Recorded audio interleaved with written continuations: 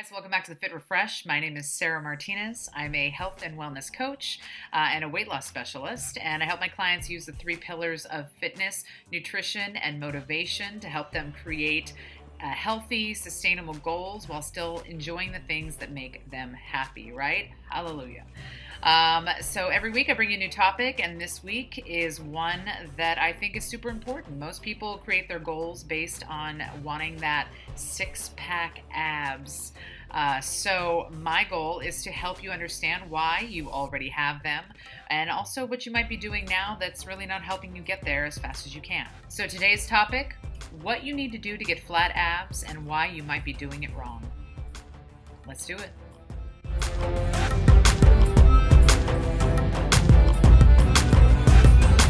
Alright guys, now's the time. Subscribe to my channel. Make sure that you like this video, especially if you found it interesting and entertaining.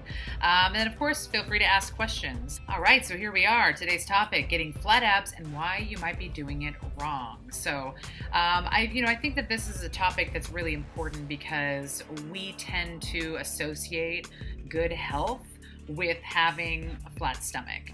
And sometimes I think we put too much, energy into that because we think that's the only way to truly understand if you're finally getting healthy. And the truth is everyone has different battles. So the question is, why are we obsessed? Why? Oh my God.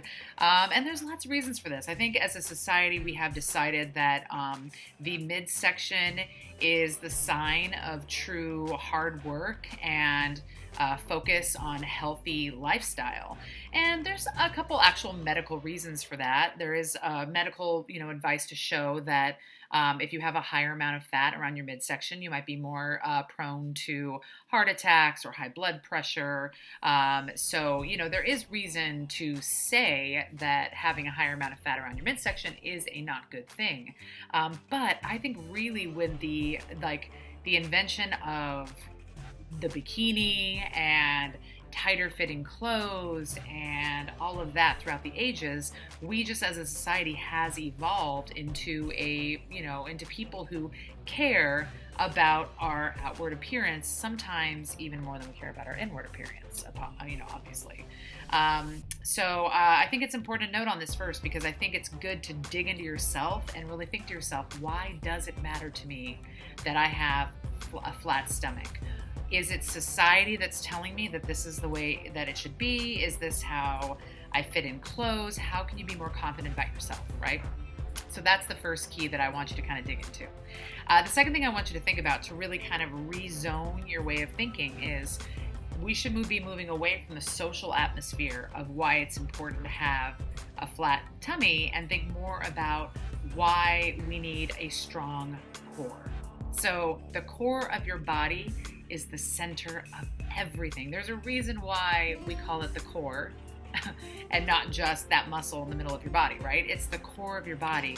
It is literally the part of your body that radiates and helps create movement and motivation through the rest of your body. So to start looking at your core more from the inside out is going to be a better way to approach your ab work, and you're going to find in general you're going to start to feel stronger in your abs when you approach your core work that way. All right, before I dig into the different types of abs we're going to be talking about today, I wanted to kind of just go over some flat ab facts. First one is, it doesn't matter. You can't do a million crunches to get rid of your belly fat, okay?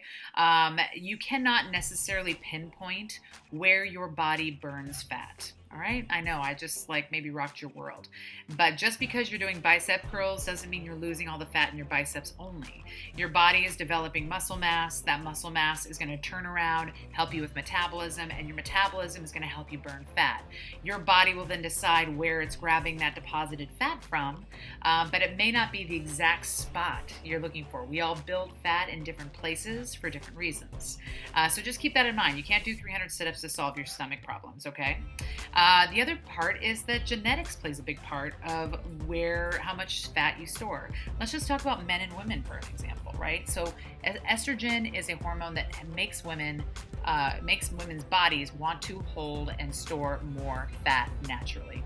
So just the fact that you're a woman is going to make it a little harder to get yourself in a place where you can get that flat tummy easily. Now, men produce, obviously, testosterone. And testosterone is known to help maintain muscle mass, which means that men in general tend to burn more calories. That's why it's annoying when they're burning twice your amount of calories up on a screen, and it's frustrating. I'm just saying, guys, it's frustrating. But it's because they just have more muscle mass, right? So the idea is building more long, lean muscle mass and turning around and letting that burn fat naturally from your body. All right, let's talk about the two important kind of big distinctions from abs that I believe are the most important part of your musculature. The first one is your rectus abdominal. Okay, that is your quote six-pack abs that you're searching for.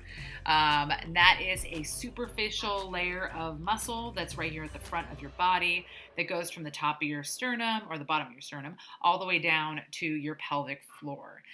This muscle is really important. Again, it is there to help, control your body, but sometimes we focus on that particular muscle too much. The second muscle that I want to talk about is your transverse abdominal. This is like your corset. This is the muscle that grows and wraps, and we're going to talk more in depth about it in a second, but it wraps around your midsection and almost like in a girdle type of fashion. And it is there for more constructive movement, and it is actually the base of core work that needs to be focused on to get the best results possible. Here's the last thing I want to touch on before we jump into, really digging into the rectus abdominal muscle, is that it already has its six-pack abs built into it. Your rectus abdominal is just a sheet of muscle, and tendons hold it in place, and that's what creates that defined six-pack look. So it's there. Everybody has it. However, when you strengthen it up and when you lose fat, that's when it starts to emerge and actually becomes visual. So the people that you see with a very strong six-pack abs, it's because they have very low amount of body fat and they're not building it into their stomach region. All right, let's jump right into the rectus abdominal muscle and let's figure out what it is and why we need it. So here it is. Here's a picture of it for you so you can kind of see it in full view. It's a really important muscle group. It is part of your abs. It is part of muscle structure that you should work. The problem is people focus on this particular part of your abs too much. So if your workouts consist of you laying down on the floor and doing sit-ups or crunches for 10-15 minutes and you think you've done it, you're missing a huge portion of the actual part of your body that needs the most support and the most work.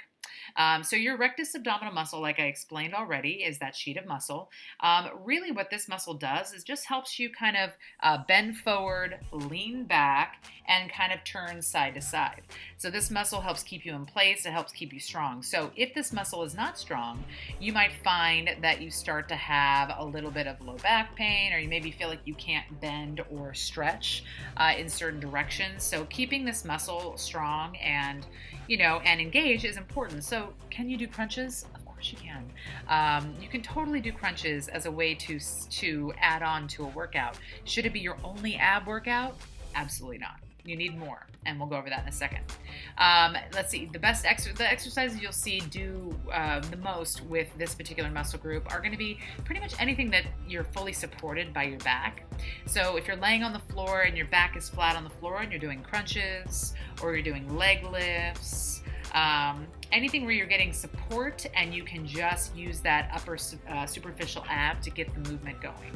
As you dig a little deeper, that's when you're going to start to get into those, deeper core muscles that we are, hoping to actually get more work into. So anything you're laying down, like flutter kicks, crunches, those type of exercises are going to hit your rectus abdominis.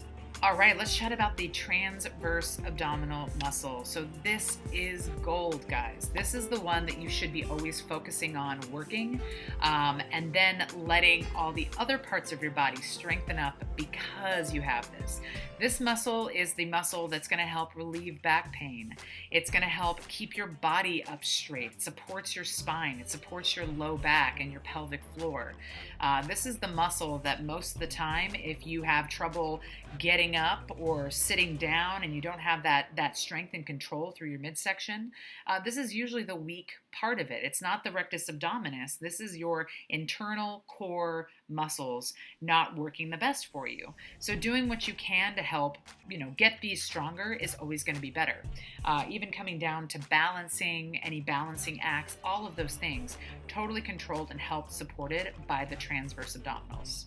This muscle is so important, it even helps you when you cough. So anytime you might have done an exercise and then you're like, oh, whenever I laugh or cough, my abs hurt, typically it's because of the transverse abdominal. That's usually the one that's talking to you in those situations. I can't over-explain how important it is to strengthen up this muscle group. This muscle group is going to help support your spine. A lot of the clients that I work with who have low back issues or any kind of back support issues in general typically need this type of core strengthening.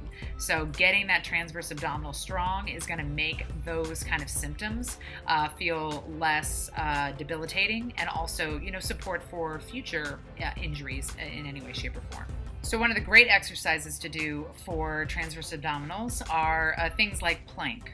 So your plank position, it's holding your whole body up. It's a very deep core engagement, which is why everybody wants to throw planks into a workout. The other one is called bird dog. It's that one when you're on your hands and knees and you're reaching your arm, opposite leg away from each other, and then you put your hand down and switch sides. That's a bird dog exercise. And then another one is just a pelvic tilt. So if you're standing, so if you stand up nice and tall, keep your hands down by the side of your body. All you're going to do is scoop your hips up underneath, pushing the bottom of your pelvic floor forward as you push your low back behind you.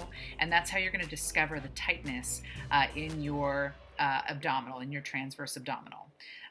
It's a really important exercise, and really that tilt, that pelvic tilt, you can actually include that into any daily activity. It'll help keep your abs strong, and it'll give you ab workouts all day long, which is awesome. So here's my takeaway from this whole conversation. If your ab work is consistent and just the same thing every time of you doing some crunches on the floor, you're probably doing your abs wrong, all right? Not to say the crunches aren't a good way to add, or a good thing to add into your workout or pepper in, but there are stronger ab work exercises that need to be done to really get your core working hard. Now, if your core is strong, if your transverse abdominals are strong, and it is able to stabilize and allow you to get stronger in your biceps, in your back, in your legs, all these other places, you're going to have more long lean muscle mass, you're going to feel better, and you're going to naturally burn more fat. Guess what? When you burn more fat, you're going to start taking out the fat that's layering through your stomach, and voila, you will start to see those abs emerge, all right? So know that your core is a way to start from the inside and work its way out. The other way that's really important that you know to get to your abs is through your diet. You have to start looking at what you're eating and understand that it absolutely plays a role in being able to lose fat in your midsection. So work out, do your sit-ups, all those things, but if you're not supporting it with a healthy, whole foods diet, you're going to find yourself constantly wondering why you can't get a flat stomach. A flat stomach is possible for just about anyone, and it's all about just your willingness and your commitment to getting to that goal by focusing on a healthy, fitness routine and a healthy diet. I know. Well, thanks for coming back with me again on this journey about abs. This is, of course, a subject matter that can probably get talked about in 17 different ways. So if you have more questions about abdominals best practices. I'll be doing more videos about it anyway, but mostly I hope that you walk away from this knowing that your abs are there. So now, how are we going to find the ways to really uncover them, make them the highlight of your day? And also, how do we find ways to be happy with ourselves and be confident with where we are right now? Hey, I really appreciate you taking the time to watch my videos here on YouTube. Make sure you subscribe and, of course, hit the like button. And then let's do this again. Till next time.